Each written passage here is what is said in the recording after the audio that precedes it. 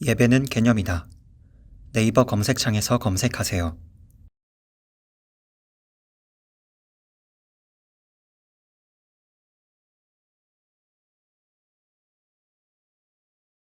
하나님 말씀 보셨습니다. 하나님 말씀 창세기 49장 5절부터 7절까지 말씀, 구약성경 78페이지입니다.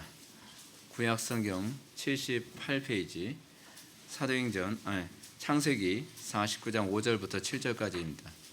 창세기 49장 5절부터 7절까지의 말씀 찾으셨으면 제가 봉독하겠습니다. 시몬과 레위는 형제요, 그들의 칼은 폭력의 도구로다.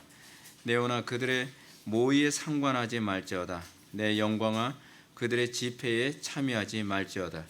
그들이 분노대로 사람을 죽이고 그들이 혈기대로 소의 발목 힘줄을 끊었음이로다. 그 노여움이 혹독하니 저주를 받을 것이요 분기가 맹렬하니 저주를 받을 것이라. 내가 그들을 야곱 중에 나누며 이스라엘 중에서 흩으리로다. 아멘. 시간은 창세기 204번째 강의가 되겠습니다. 시몬과 레위를 향한 유언이라는 제목으로 하나님 말씀 증거하도록 하겠습니다. 시몬과 레위를 향한 유언. 우리가 계속적으로 살펴보고 있는 것처럼 우리는 야곱이 세상을 떠나기 전에, 정확히 얘기하면 이스라엘이 세상을 떠나기 전에 야곱의 그 자손들, 그 자녀들에게 유언하는 장면을 살펴보고 있습니다. 제가 계속적으로 말씀드린 것처럼 이 유언은 단순히 한 사람이 인생을 마감하기 위해 자녀들에게 자기의 생각하는 바를 남긴 얘기가 아닙니다. 자기가 생각하는 바가 아니라 하나님께서 이스라엘이라고 하는 그 믿음의 조상들의 입을 통하여 소위 신명기에 나오는 축복과 저주의 언약의 그 관점으로 자녀들에게 축복과 저주를 하고 있는 것을 보게 되는 것입니다. 따라서 우리가 오해하지 말아야 될 것이 하나 있습니다. 그것이 뭐냐면 야곱이 이렇게 말했기 때문에 이것이 이루어지는 것이 아니라 그들이 이런 행동을 했기 때문에 야곱이 이런 선언을 하고 있다는 얘기입니다. 이거는 완전히 다른 얘기입니다. 그러니까 야곱이 하는 일은, 지금 이스라엘이 하는 일은 지금 대언을 하고 있는 겁니다. 그리고 그들이 범한 것, 그들이 행했던 것에 대한 하나님의 뜻이 무엇인지를 얘기해 주고 있습니다. 근데 제가 이제 여기서 좀 여러분들한테 말씀드리고 싶은 것이 뭐냐면, 우리가 흔히 하는 얘기가 있습니다. 사람이 말하면 말대로 된다라는 얘기를 우리는 굉장히 여과 없이 당연한 것처럼 우리는 받아들이곤 합니다. 근데 말했기 때문에 되는 것이 아닙니다. 그 말이 가져다주는 굉장히 심각한 위험성이 있는데, 마치 주권이 인간의 입에 있는 것처럼 이해되어질 수 있다는 얘기입니다. 말을 했기 때문에 그런 일이 벌어지는 것이 아니라, 구약에서도 흔히 나타나는 것이 뭐냐면, 이 사람이 범죄나 또는 이 사람의 선함이 그 조상들의 입을 통해서 말하게 됨으로 성취되는 것뿐입니다. 그러니까 먼저 하나님의 축복과 저주가 결정됐고, 그 다음에 그 사람의 입을 통해서 이것이 확정되어지는 것뿐입니다. 그래서 말대로 된다, 말 조심해라. 물론 말 조심해야만 합니다. 그런데 모든 일이 이루어지는 주도권이 사람이 아니라 하나님이시라는 관점으로 생각하게 되면 해석이 정반대가 됩니다. 이 사람이 이런 말을 했기 때문에 이런 일이 벌어진 것이 아니라 하나님의 작정이 이 사람 입을 통해서 오히려 확정되어졌구나라고 하는 차원에서의 두려움을 가져야만 합니다. 근데 이게 선우가 바뀌게 되면 어떤 문제가 발생하냐면, 말을 했기 때문에 이 일이 이루어진 거다라고 하는 이 관점이 뉴에이지입니다. 그러니까 뉴에이지라고 하는 경우에는 그거 아닌가요? 뉴에이지 또는 오컬트 또는 심리학 같은 경우에는 이런 거죠. 내가 같은 말을 계속 반복하면 말대로 된다, 그런 거잖아요. 그게 소위 심리학이고, 이게 오컬트입니다. 오컬트들은 주권이 신에게 있는 것이 아니라 인간에게 있다고 생각해요. 왜 인간에게 있다고 생각을 하냐면, 인간의 신성이 깃들어져 있다고 생각하기 때문에 나타나는 거예요. 그래서 인간이 어떤 얘기를, 긍정적인 말을 많이 얘기하게 되면 긍정적인 일이 생기고, 부정적인 말을 많이 하면 부정적인 일이 생긴다. 그러니까 좋은 고백 많이 해라, 그러면 좋은 일만 생길 거다. 그 얘기는 인생을 주도하는 주권자가 하나님이 아니라 내 속에는 신성에 의해서 이것이 이루어진다라고 하는 오컬트적인 또는 영지주의적인 또는 이방 종교적인 사고가 여기에 나타나는 것입니다. 그렇기 때문에 우리가 말을 조심해야 되지만 이 말을 조심해야 되는 것은 맞는 얘기지만 역사를 주도하시는 분이 하나님이시라고 하는 이 관점으로 이 부분을 해석하는 것이 굉장히 중요합니다. 그래서 그 말씀이 있잖아요. 여러분 간혹 가다가 어떤 부흥 강사들이 이런 쓸데없는 소리 합니다. 목회자에게는 그 언권이 있다는 둥. 그래서 목회자 말하면 말한 대로 된다. 저주하면 저주. 그런 거 없습니다, 여러분. 까닭 없는 저주는 뭐라고요? 그냥 떠돌아다니는 구름값에 불과해요. 예. 하나님께서 그 사람을 저주하고자 하실 경우에 그 언어를 사용했을 때는 상황이 다릅니다. 그러니까 예를 한번 들어볼게요. 예를 들어서 여러분 발락과 발람 사건 기억나시죠?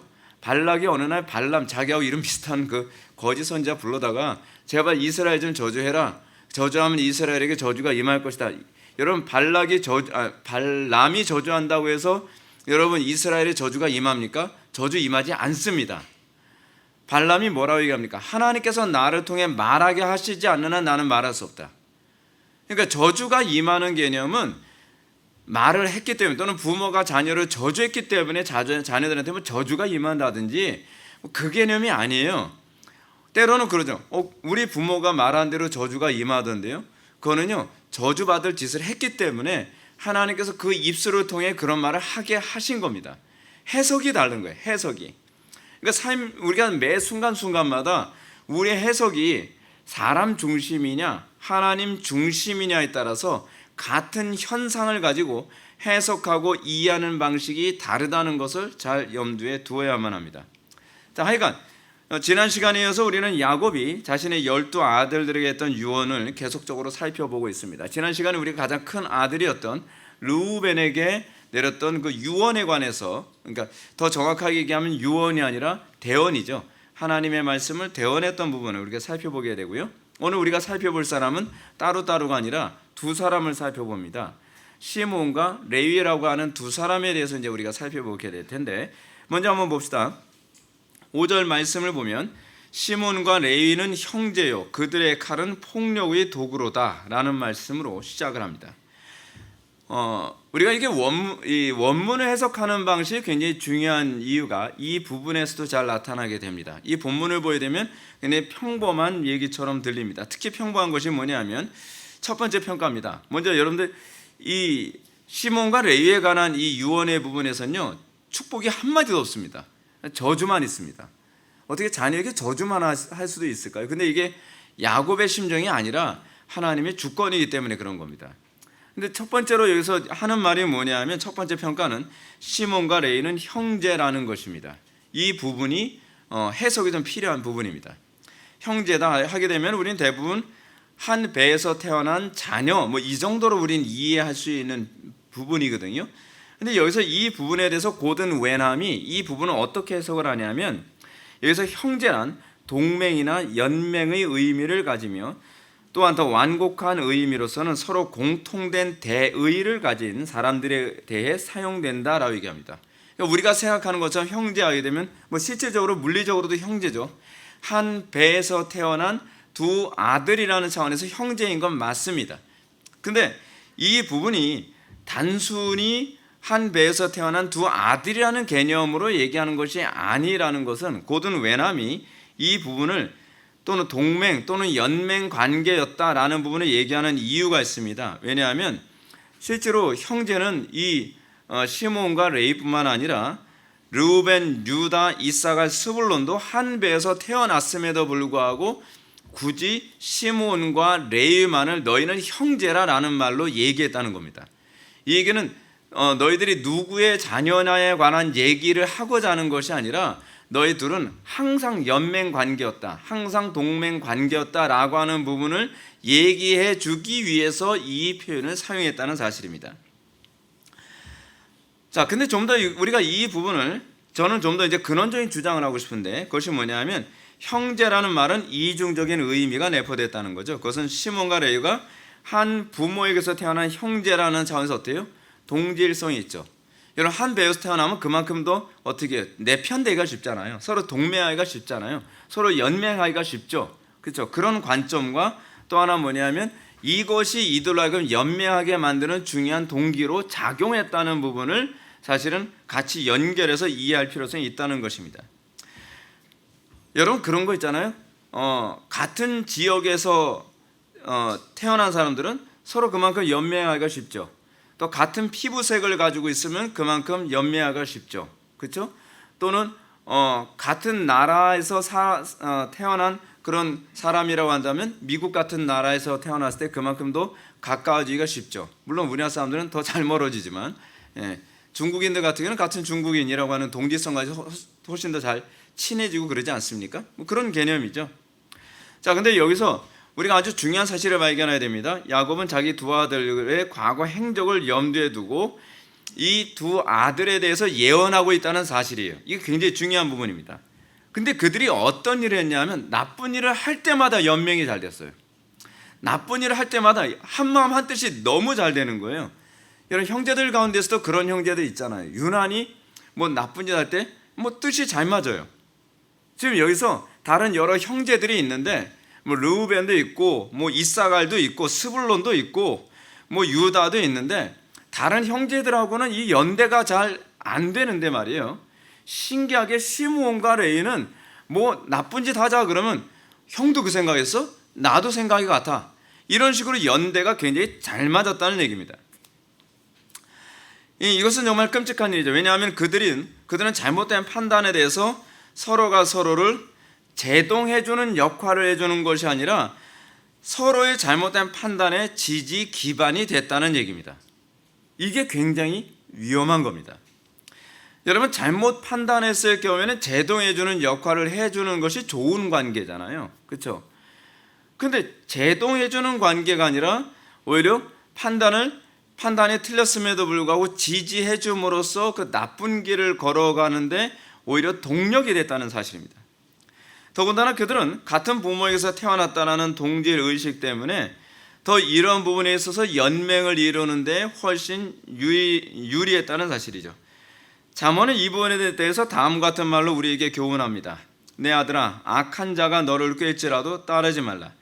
그들이 내게 말하기를 우리와 함께 가자. 우리가 가만히 엎드렸다가 사람의 피를 흘리자. 죄하는 자를 까닭 없이 숨어 기다리다가 스울같이 그들을 산채로 삼키며 무덤에 내려가는 자들같이 통으로 삼키자. 우리가 온갖 보화를 얻으며 빼앗은 것으로 우리의 집을 채우리니 너는 우리와 함께 제비를 뽑고 우리가 함께 전대 하나만 두자 할지라도 내 아들아 그들과 함께 길에 다니지 말라. 내 발을 금하여 그 길을 밟지 말라라고 이렇게 권면하고 있습니다. 잠언 24장 24절부터 25절의 말씀에서도 이렇게 언급합니다. 악인에게 내가 옳다는 자는 백성에게 저주를 받을 것이요 국민에게 미움을 받으려니와 오직 그를 견책하는 자는 기쁨을 얻을 것이요 또 좋은 복을 받으리라고 했습니다.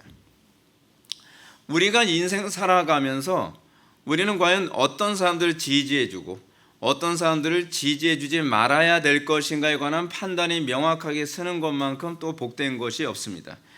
그렇습니다. 정말로 복이 있는 사람이라면 그들은 악인의 길을 따르지 않습니다. 악인들과 하나의 동맹을 형성하지 않는다는 말입니다. 도리어 그런 자를 책망함으로써 악한 자를 생명과 의의 길로 인도하는 사람이 복이 있는 사람이라고 가르치고 있습니다. 우리가 최근에도 봤던 성경 구절처럼 어디죠? 다니엘서 12장에서도 보게 되면은 마지막 때에 많은 사람들을 옳은 길로 인도하는 자는 복이 있으리로다라고 얘기했던 것처럼 우리에게 있어서 끊임없이 내가 어느 편에서 어떻게 사람들을 인도할 수 있는가, 내가 누구를 지지해주고 내가 누구를 지지하지 않을 것인가를 올바르게 판단하는 사람이야말로 다른 사람을 도와주기도 하고 다른 사람을 위기로부터 바른 길로 인도할 수 있는 사람이라는 것을 믿으시기 바랍니다. 근데 문제는 뭐냐면 야곱이, 그러니까 이스라엘이 시몬과 레위를 얘기하면서 이 부분에 대해서 너희들은 참 안타까운 애들이다. 너희들은 나쁜 일 때마다 마음이 하나가 너무 잘 된다라고 하는 부분에 관해서 지적하고 있습니다. 그 죄에 대해서 서로가 정당성을 독려하는 묘한 관계를 형성하고 있다는 거예요. 이런 야곱의 예언 속에서 우리는 모세의 강력한 메시지를 발견해야 됩니다. 모세는 이 예언을 통해서 하나님 나라 공동체 안에 반드시 나타나는 특정한 무리들에 대해서 경고하고 있는 것입니다. 실제로 모세는 그런 상황을 여러 번 처했었습니다. 모세는 수많은 60만, 장정만 60만이라고 하는 많은 사람들을 광야에서 이끌어 가는데, 광야라고 하는 그 공간이 결코 이렇게 기분 좋을 공간은 아니거든요. 불평하고 원망하고 불편한 게 한두 가지가 아니죠. 그 게다가 또 위험합니다. 적들의 공격도 있고 배고프기도 하고 목마르기도 하고 덥기도 하고 밤에는 춥기도 하고 긍정적인 요소가 별로 없죠. 거기다가 모세가 민수기에서 보게 되면은 이스라엘 백성들 향해서 자, 하나님께서 명하셨다. 자, 가나안 땅에 들어가서 정탐하고 그들을 공격해라라고 얘기하는데, 거기서 또 목숨이 왔다 갔다 하니까 자동적으로 어떤 현상이 나타납니까? 부정적인 말에 더 사람들이 귀를 많이 기울이는 현상이 나타났다 그랬죠. 모세는 사실은 이 사건을 통해서 이스라엘 백성들에게 그걸 경고하고자 합니다. 광야 이스라엘 백성들 사이에서는 이런 무리들이 많았습니다. 그들은 너무도 쉽게 선동되고 불평과 원망에 빠지면서 하나님과 모세를 쉽게 대적하곤 했다는 사실입니다. 그 결과 출애굽기 1세대들은 여호수아와 갈렙을 제외하고 모두 광야에서 죽을 수밖에 없었습니다. 하나님은 이런 무리들을 결코 기뻐하지 않으셨습니다. 그리고 성경은 이런 무리들을 향해서 어리석은 무리들이라고 경고하고 있습니다. 이런 무리가 오늘날 교회 안에서 흔히 나타납니다. 오늘날 교회 안에서도 영적 시므온과 영적 레위가 있습니다. 이들은 악하고 불경건한 일을 위해서 너무 쉽게 하나의 연대, 하나의 연맹을 이룹니다. 뿐만 아니라 어리석고 불의한 일에 대해서 서로에게 지지를 호소하고 그 악을 의로운 길로 여기면서 그것을 행하기도 하고 독려하기도 하고 힘을 실어주기도 하면서 서로가 서로에게 고통과 오히려 악의 원인이 되어주곤 합니다. 그들은 서로에게 지지를 호소함으로써 그 악을 의로운 길로 여깁니다. 내가 틀리지 않았다, 내가 옳았다, 그리고 그래 맞아, 네가 옳았어, 네가 틀리지 않았어 라고 하는 것을 서로가 지지와 독려를 한다는 사실입니다. 그들은 자신의 악행에 대해서 서로가 정당성과 타당성을 갖게 됨으로써 그들의 마음이 더욱더 강팍해지고 더 굳어지게 되는 현상까지 나타나게 됩니다. 이걸 우리는 서로에게 믿음의 지지 기반이 된다고 얘기합니다. 서로에게 믿음의 지지 기반이 됨으로써 그 마음을 굳어지게 만드는 역할을 서로가 서로에게 해줍니다. 그래서 결코 회개하지 못하도록 만드는 그런 역할을 하게 되는 것이죠. 이런 현상 때문에 그들은 분별력이 점점 흐려지게 됩니다. 불평을 하는 사람들도 사실은 자기가 틀렸을 수도 있다라고 생각을 합니다. 그러나 주변에서 지지가 점점 반복되어지게 되면 내가 틀리지 않았을 것이다 라고 하는 확신을 갖게 됩니다. 그것이 사람들의 마음이 굳어지게 만드는 중요한 요인으로 작용합니다. 이 무리들은 서로의 눈을 어둡게 하는 사람들이며 서로를 멸망의 길로 인도하는 사람들입니다. 여러분들이 주의해야 될 것이 있습니다. 그것은 이런 책임을 주동하는 사람에게만 있는 것이 아니라는 사실입니다. 책임을 주동하는 사람들만 아니라 동조하는 사람들도 똑같은 책임이 있습니다. 하나님께서는 이런 사건을 허용하십니다. 허용하시는 이유가 뭐냐 하면 이런 사건을 주도하는 사람이 잘못됐다라는 것 때문이 아니라 이런 부분이 감춰져 있는, 그 심령 속에 감춰져 있는 사람들을 수면 위로 끌어올리기 위해서 그런 것입니다. 우리가 이런 사건이 일어나기 전에는 내 속에 그런 마음이 있는지 알지 못합니다. 내 마음속에 그런 악한 마음이 있는지 전혀 모르죠.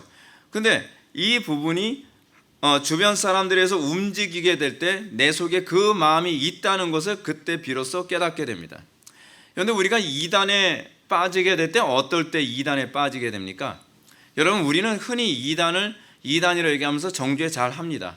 여호와의 증인 틀렸지, 신천지 틀렸지, 하나님의 교회 틀렸지.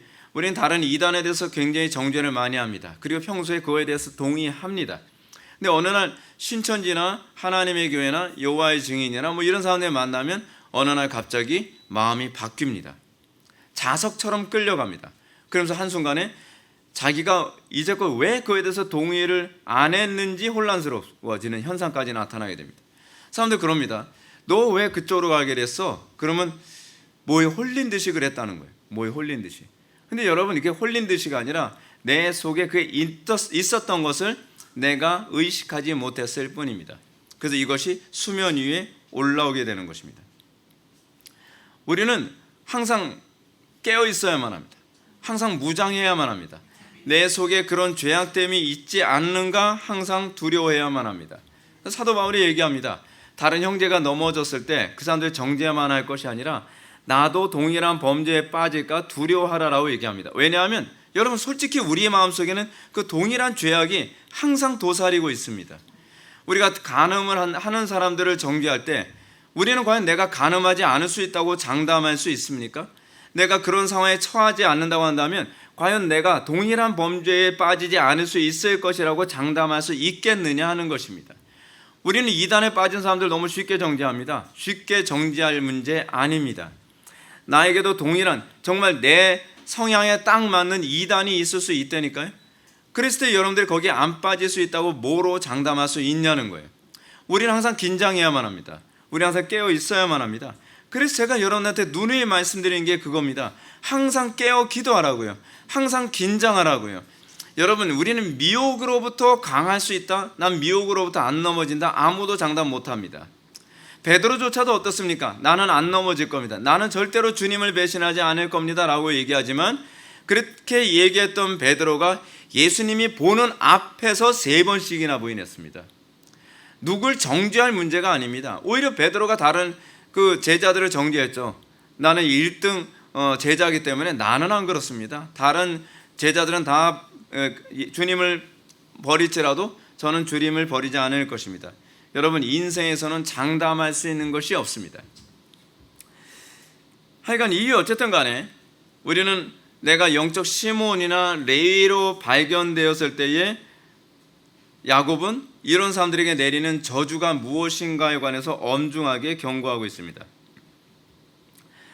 자, 우리는 따라서 악한 일에 동조하지 않는 것이 자기도 살고 상대편도 살리며 공동체도 살리는 길이라는 것을 기억해야만 합니다. 그런데 문제는 뭐냐면 무엇이 악이고 무엇이 선인지, 무엇이 옳은 것이 무엇이 틀린 건지 분별을 못하면 이게 문제가 되는 것 아니냐 하는 것입니다.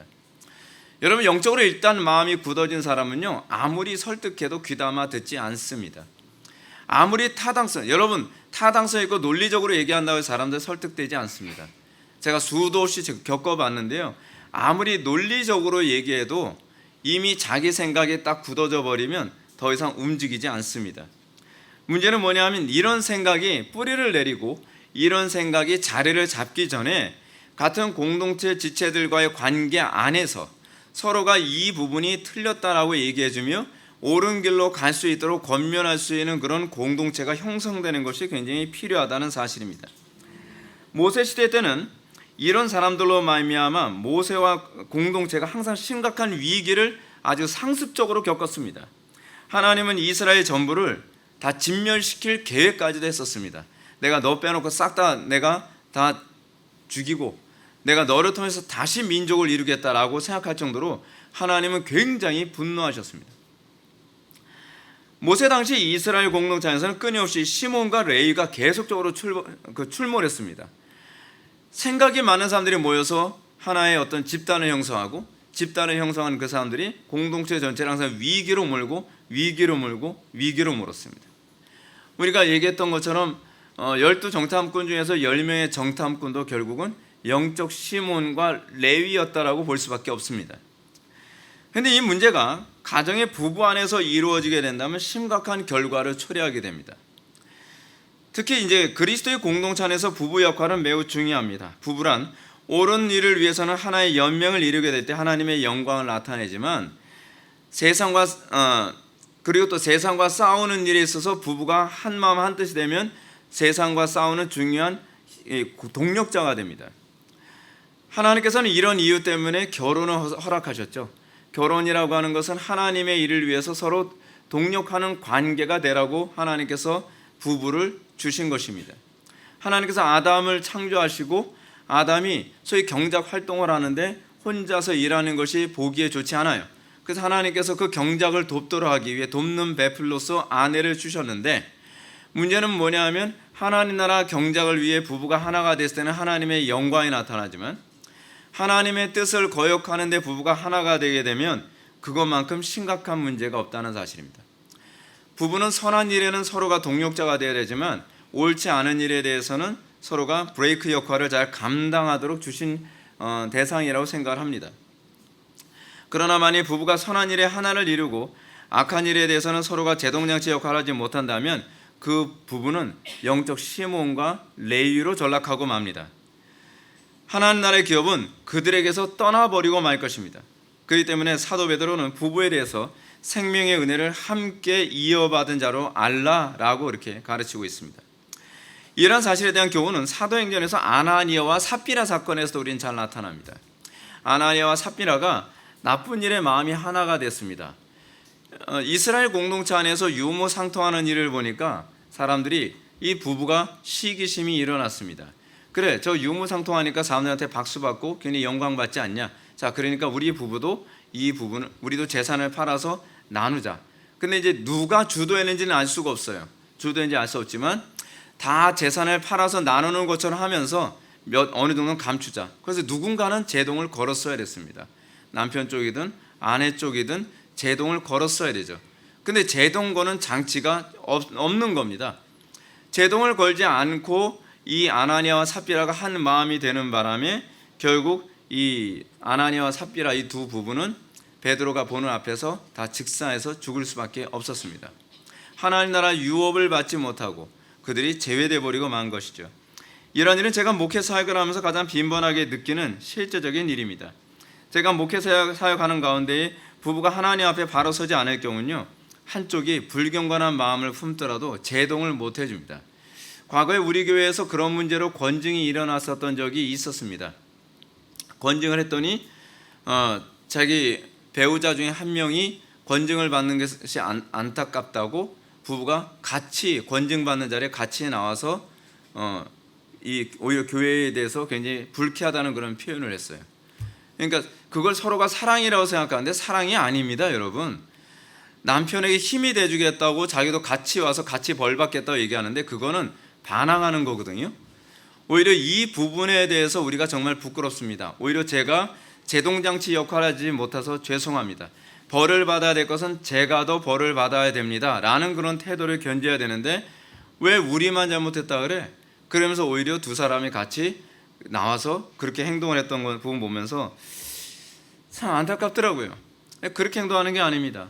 부부는 선한 일에는 동력자가 되어야 되지만 서로가 하나님의 뜻에 위배될 때에는 서로가 제동장치 역할을 해주는 것이 정말 아름다운 부부관계인 것을 믿으시기 바랍니다. 그래서 이런 부부관계가 이렇게 됨으로써 거룩한 일에는 성령으로 충만하게 하고 그리고 악한 일에 대해서는 어떻습니까? 그 불이 번지지 않도록 그 불이 오히려 그 자체에서 꺼지도록 만드는 역할을 해야만 합니다. 그렇지 않으면 회개도 안 됩니다. 한쪽이 내가 이번 때는 회개해야 될 것 같아 라고 얘기되면 반대쪽에서 그랬죠. 당신이 왜 회개해? 당신이 정당한데 내가 틀리지 않았나? 내가 보기엔 당신이 틀리지 않았어. 이렇게 나가게 되면 한 사람이 회개하고 바르게 갈 수 있는 기회를 원천적으로 봉쇄해서 두 사람이 다 하나님으로부터 멀어지고 하나님 나라 기업으로부터 떨어져 나가게 되는 역할을 할 수가 있다는 거죠. 하나님께서 우리에게 부부를 주셨을 때 그 부부는 서로에게 선한 일에 대해서는 지지 기반이 되지만 옳지 않은 일에 대해서는 서로가 제동장치 역할을 하라고 부르신 것을 믿으시기 바랍니다. 서로를 정당화하고 악한 일에 대하여 서로 격려하면 안 됩니다. 이런 일이 지속되고 반복되면 나중에는 완전히 그 심령이 죽게 될 수 있습니다. 그러므로 6절 상반부는 다음과 같은 야곱의 선언이 나타납니다. 내오나 그들의 모의에 상관하지 말지어다. 내 영광아 그들의 집회에 참여하지 말지어다. 그래서 내 혼, 내 영광 뭘 얘기하는 걸까요? 이스라엘 공동체를 얘기하는 겁니다. 자녀들을 얘기하는 거죠. 자기에게서 태어난 그 자녀들, 내 혼들이죠. 그리고 내 몸에서 태어난 내 자녀들, 내 영광이죠. 그렇죠? 내 자녀들아 너희들은 이런 일에 동조하지 마라. 자녀들아 너희들은 그런 집회에 참여하지 말지어다라고 권면하고 있는 것입니다. 그렇습니다. 진정으로 하나님의 복을 받은 사람이라 한다면 그들은 악한 모의에 참여하지도 동조하지도 지지하지도 말아야만 합니다. 그것은 상대방으로 하여금 어리석음에 빠지게 하는 것이고 눈이 멀도록 하는 것이며 멸망을 향해 달려가도록 오히려 그들을 독려하는 악한 역할을 하는 것입니다. 그것은 사랑이 아닙니다. 그것은 오히려 미워하는 것입니다. 성경에서 뭐라고 얘기합니까? 자녀들이 잘못한 데 있어서 매를 들지 않는 것은 사랑하는 것이 아니라 자녀를 미워하는 것이라고 얘기합니다. 그것은 부부관계 안에서도 동일하게 나타나야 되는 문제이고, 부모와 자녀와의 관계에서도 나타나야 되는 문제이고, 교회 안에서도 같은 신앙의 지체들과의 관계 안에서도 나타나야만 하는 부분입니다. 그것이 사랑입니다. 야곱은 다른 아들들이 세겜의 사륙을 주동한 그 시몬과 레위의 자리에 함께하는 것조차 거부하라고 말하는 것입니다. 한마디로 왕따시키라는 말인 거죠. 좀 잔인해 보이지 않나요? 그러나 만약 그들과 하나가 되면 그들과 자기도 다 멸망하고 말 것입니다. 만약에 시몬과 레위가 저희 그 세겜 사람들을 다 사륙하는 데에 동참을 하게 됐다고 한다면, 동참하지 않았다고 한다면 이렇게 심각한 상황까지 가지는 않았을 것입니다. 물론 세겜의 그 아들이 디나를 욕보인 문제는 잘못한 건 맞습니다. 잘못한 게 맞지만 그렇다고 해서 이 문제에 대해서 보복하는 데에 시몬과 레위가 서로가 한 마음이 돼서 그 많은 사람들을 다 사륙하는 데 참여했다는 것은 끔찍한 범죄 행위입니다. 한 사람이 만약에 반대했다면 그런 범죄 행위까지 가지 않았을 것입니다. 그러므로 성경은 곳곳마다 어리석은 자를 훈계할 것을 명령한 반면 또한 악한 자와 연합하지 말라고 계속적으로 권면합니다. 시편 1편은 이렇게 얘기합니다. 복이는 사람은 악인들의 꾀를 따르지 아니하며 죄인들의 길에 서지 아니하며 오만한 자들의 자리에 앉지 아니하고 라고 얘기합니다. 어떤 사람이 지혜로운 사람입니까? 악한 자들의 그 모임에 참여하지 않는 것, 악한 자들의 길에 서지 아니하는 것, 오만한 자들의 자리에 같이 앉지 않는 것, 이것이 복된 사람인 것을 믿으시기 바랍니다. 그럼 우리는 다시 5절 말씀 돌아와서 시몬과 레위가 이렇게 악한 일을 위해서 하나의 연맹을 이루게 된 근본적인 문제가 무엇이었는가라고 하는 부분을 한번 좀 생각해 볼 필요성이 있습니다. 이 부분에 대한 해답이 바로 그들의 칼은 폭력의 도구로다라는 부분입니다. 이 구절을 이해하기 위해서 우리는 이 부분을 어떻게 이해하는 것이 좋을지 고민해야만 합니다. 왜냐하면 여기서 그들의 칼은 폭력의 도구로다라고 번역된 부분이 킹 제임스 버전에서는 잔인한 기구들이 그들의 처소 속에 있다라고 번역하고 있기 때문에 그렇습니다. 약간 좀 번역이 다르죠. 물론 NIV 성경은 그들의 칼은 폭력의 무기로다라고 번역함으로써 우리 개역 성경과 굉장히 흡사하게 번역을 했는데요. 원문에 근접하게 번역한 것은 제가 보기엔 킹 제임스 버전이라고 생각을 합니다. 킹 제임스 버전에서 얘기하는 이 말하는 바의 의미는 시몬과 레위는 그 마음속에 잔인한 기구들을 항상 보유하고 있는 사람들이다라는 의미를 가지고 있습니다. 기질이 같다는 얘기입니다. 시몬과 레위는 타고난 성격상 잔인한 일에는 서로가 기질이 같아서 잘 동조하게 된다는 얘기죠. 그 이유는 6절 하반부에 있습니다. 6절 하반부의 말씀을 보면 야곱은 다음과 같이 말합니다. 그들이 분노대로 사람을 죽이고 그들이 혈기대로 소의 발목 힘줄을 끊었음이로다. 야곱은 그들이 이렇게 악행을 할 뿐만 아니라 악행을 동조하게 된 원인을 아주 명쾌하게 밝혀주고 있습니다. 그것은 바로 그들이 본성적으로 똑같기 때문이라는 겁니다. 이단에 빠지는 사람들 중에서 여러분 이단에서 미혹하는 사람이 나쁩니까? 이단에 빠지는 사람이 나쁩니까? 예를 들어서 어떤 사람이 성범죄를 저지르는데 성범죄에 참여한 사람이 나쁜 사람입니까? 주도한 사람이 나쁜 사람입니까? 이게 다 웃기는 얘기인 겁니다. 다 똑같은 놈이라는 겁니다. 똑같기 때문에 주도냐 참여냐의 차이일 뿐이지 사실은 같다는 얘기입니다. 그들의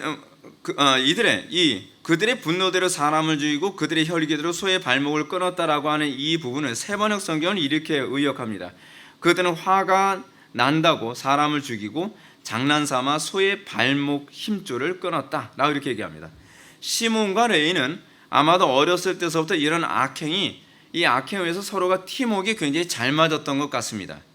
이들은 어렸을 때서부터 본성 속에 잔인함을 품고 있어서 잔인한 일을 하는 데는 굉장히 서로가 동조를 잘해주고 항상 같이 싸돌아다니는 그런 관계였었던 것 같아요. 그래서 어렸을 때 그런 모습을 염두에 두고 화가 난다고 사람을 죽이고 장난삼아서 소의 발목을 그들이 시몬과 레위가 항상 같이 행동했다는 부분을 얘기함으로써 그들이 서로가 같은 기질과 본성을 가지고 있었기 때문에 이런 범죄를 저질렀다는 것을 알게 되는 것입니다. 우리가 이 삶 속에서 나타나는 부분에서 우리는 과연 어느 쪽에 자꾸 동화가 잘 됩니까? 여러분, 이거 아무리 배운다고 해서 달라지지 않습니다. 아무래도 야곱이 그런 얘기하지 않았습니까? 너희 형제들은 잔인하기 때문에 제발 이런 부분에서 서로 동조 좀 하지 마. 아무리 얘기를 해도 또 그런 일이 생기면 또 동조해주고 또 같이 범죄를 저지르고 또 동조해주고 같이 범죄를 저지르는 일이 계속 반복됐을 겁니다. 실질적으로 제가 목회 사역에서 보게 되면 이단에 빠졌던 사람들이 다른 이단으로 빠지는 그런 경우가 굉장히 많았습니다. 다 그렇진 않지만 그런 사람들이 상당히 많이 있어요. 근데 왜 그런가 했을 때 보면은 결국 그들이 원하는 것이 진리가 아니었기 때문입니다. 진리를 그렇게 가르치고 교리를 그렇게 많이 가르치고 무엇이 옳은지 무엇이 그른지 무엇이 하나님의 영광인지 무엇이 하나님께서 기뻐하시는지를 수도 없이 가르쳤어도 결국 또 다른 종류의 이단이 그들을 미혹하면 또 넘어가요. 신천지에서 여호와의 증인으로, 여호와의 증인에서 구원파로, 구원파에서 또 다른 이단으로, 정통교리를 배웠어도 또 다시 이단으로 돌아가는 거예요. 그 이유는 뭐냐면 내 본성이 그쪽으로 끌리는 거예요. 신기하게 정통교리를 아무리 가르쳐도 눈이 완전히 그 풀이 죽은 듯한 눈빛으로 별로 관심 없이 보던 사람이 이단 교리를 딱 들으면 마치 자석에 끌린 듯한 눈이 번쩍 띄어지는 거예요. 그래서 갑자기 그들의 심령이 몇 년을 가르쳐도 바뀌지 않던 그 열정과 심령이 갑자기 그것에 열정과 불이 붙어서 열심을 내기 시작을 하는 거예요. 그러니까 여러분들 어떻습니까? 나는 과연 어떤 것에 자꾸 내 마음이 끌리고 내 본성이 자꾸 움직이고 내 본성이 어떤 것에 잘 미혹되는가에 관해서 우리는 잘 생각해 봐야만 합니다. 옛말에 그런 말이 있습니다. 유유상종이라고요. 그 사람을 그의 친구를 보면 그 사람이 어떠한지 알 수 있다고요. 지금 여기서 이제 그런 부분을 보여주고 있는 것입니다. 그런데 이보다 더 큰 문제가 여기 내포되어 있습니다. 그것은 이들의 잔인한 행동으로 말미암아 이스라엘 가족들 전부가 세겜과 관련된 희위 족속들에 의해서 다 도륙당할 위기에 처하게 됐다는 사실입니다. 한마디로 하나님의 언약 공동체가 시몬과 레위의 이 기질 때문에 그리고 그들이 항상 마음을 맞춰서 저지르는 이 범죄 때문에 이 이스라엘 공동체가 항상 위기 때문에 휘청휘청했다는 얘기입니다. 이는 마치 교회 안에서 악한 일을 위해 하나를 이루기 좋아하는 사람들로 인해서 교회의 존재에 항상 치명상을 입게 되는 것과 아주 흡사한 부분을 보여주고 있습니다. 실제로 이것은 모세가 이스라엘 공동체를 광야에서 가나안 땅으로 이끌어가는 그 가운데에 겪었던 부분을 얘기하는 것이기도 합니다. 그들로 인해서 이렇게 같이 마음을 갖게 되어지는 이 사람들로 인해서 이 이스라엘 이 히브리인들 이 공동체가 항상 존망의 위기를 수도 없이 겪었다는 부분을 여기서 얘기해주고 있는 것입니다. 사랑하는 성도 여러분, 우리가 계속적으로 살펴하는 것처럼 야곱의 계속되는 12형제에 대한 예언은 하나님의 백성으로 부름받은 자들에게 주어진 경고와 교훈이라는 점을 명심해야만 합니다. 이거는 그 당시 시몬과 레위만을 향해서 하는 소리가 아닙니다. 모든 시대의 모든 공동체 안에서 이스라엘 12지파의 공동체 안에서도 시몬과 레위 같은 사람들이 있는 것처럼 또는 지파적으로도 시몬과 레위 같은 지파가 있는 것처럼 교회 공동체 안에서도 시몬과 레위 같은 영적 기질을 가지고 있는 사람들이 있다는 사실입니다. 이 부분을 빨리빨리 회개하지 않으면 더 이상 회개할 기회를 놓쳐버릴 수도 있다는 것을 기억하십시오.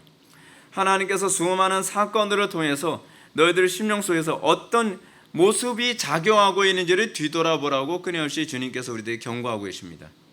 회개는 뒤로 미루는 것이 아닙니다. 우리가 회개하지 않으면 더 이상 회개할 기회를 잃어버릴 수도 있다는 것을 기억하셔야만 합니다. 우리 속에는 르우벤과 같은 기질이 있습니다. 또 우리 속에는 시몬과 레위 같은 기질이 있습니다. 그 악한 본성을 회개하지 않으면 언제 우리가 하나님의 크고 들어온 진노 가운데서 완전히 떨어질지 아무도 장담 못합니다. 저는 이게 사실 굉장히 두렵습니다. 두려운데 아무리 얘기해도 너무 잘 잊어먹어요. 너무 잘 잊어먹어요.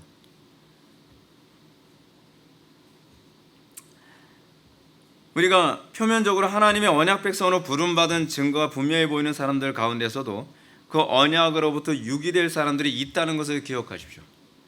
그러므로 우리는 교회 생활하는 가운데 자기의 악한 본성을 자극하며 공동체 내 독버섯처럼 자라는 악인들이 회에 절대로 참여하지 말아야 합니다. 여러분들 틀리고 잘못됐다는 거 알면서 자꾸 마음이 끌려가는 경향이 많이 있지 않나요? 여러분들이 본성이 이끌리는 대로 살지 마시고 성경이 가르치는 대로 사십시오. 무엇이 하나님께 영광이 되고 무엇이 하나님께서 기뻐하시는가를 생각하십시오. 많은 사람들이 자기의 본성과 맞고 그리고 이것이 나쁘다는 걸 아는데도 불구하고 내 타락한 본성에 너무 잘 맞아서 자꾸 그 사람과 어울리기 원하고 그러다 그 죄에 같이 참여하게 되는 경우가 얼마나 많느냐 하는 것입니다.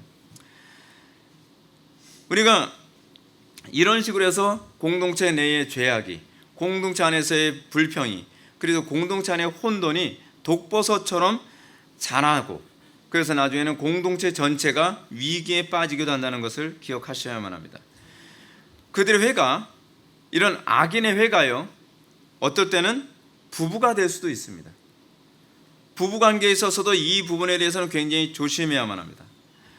또 공동체 내에서의 친한 사람들의 모임이 될 수도 있습니다.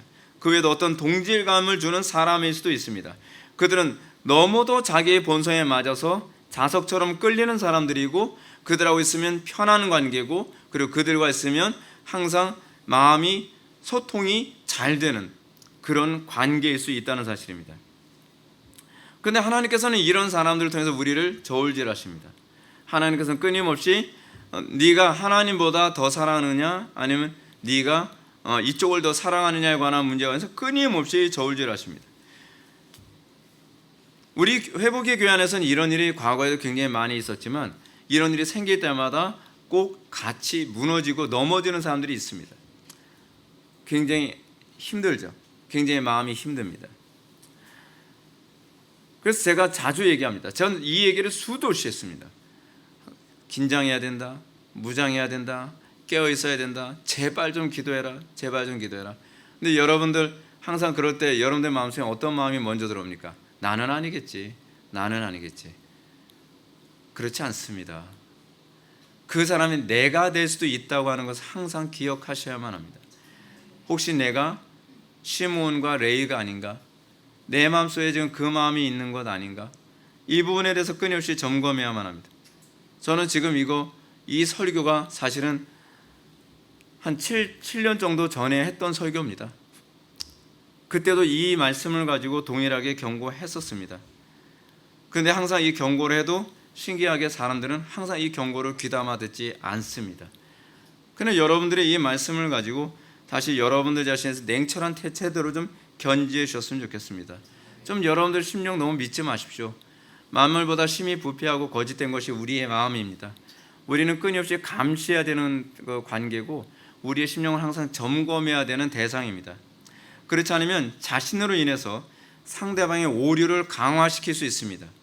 내가 분별하지 못하고 내가 깨어있지 못함으로 말미암아 다른 형제를 오히려 무너뜨릴 수 있다는 겁니다.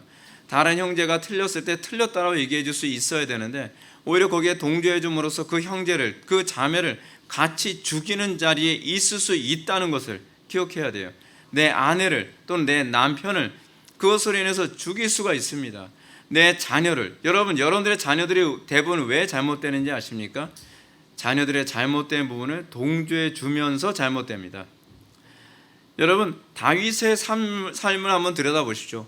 다윗의 자녀들이 잘못된 자녀들의 공통점이 뭐라 그랬죠? 한 번도 서운하게 말한 적이 없더라요. 잘못했으면 잘못했다라고 얘기를 할 수 있어야만 합니다. 그 부분에서 동조해주고 그냥 웃어 넘겨주고 그럴 문제가 아닙니다. 압살롬이 잘못했을 때 다윗은 압살롬에게 잘못했다고 얘기하지 않고 그냥 넘어갔습니다. 그러면서 압살롬이 점점 더 나빠지게 되는 결과를 초래했죠. 공동체 안에서도 지체들을 서로 사랑하는 방법은 지체가 잘못 생각하거나 잘못 판단하거나 잘못 말하는 부분이 있으면 정말 사랑하는 마음으로 섬기는 마음으로 여러분들이 권면해야만 합니다. 내가 생각하기에는 그건 잘못 생각하는 것 같다. 내가 생각하기에는 그거는 잘못 가는 것 같다. 그래야 이 사람이 자기의 생각을 다시 한번 뒤돌아보고, 물론 여러분 그것 때문에 여러분들이 미움 살 수도 있습니다. 그것 때문에 여러분들이 그 지체들과 좋았던 관계가 깨어질 수 있습니다. 그러나 우리는 이웃 사랑을 위해서는 항상 하나님의 사랑이 우선 서야만 합니다. 하나님의 사랑이 우선으로 서 있지 않으면 이웃을 왜곡되게 사랑하게 됩니다. 그래서 자녀를 망치고 부부관계를 망치고 또 공동체 지체들과의 관계를 망치고, 그러면서 교회도 무너지고 사회도 무너지고 다 무너지게 되는 것입니다. 그러므로 이러한 시몬과 레위에 대한 예언은 크고 두려운 저주로 끝납니다. 7절 말씀 다 같이 한번 읽겠습니다. 7절 다 같이 읽겠습니다. 시작.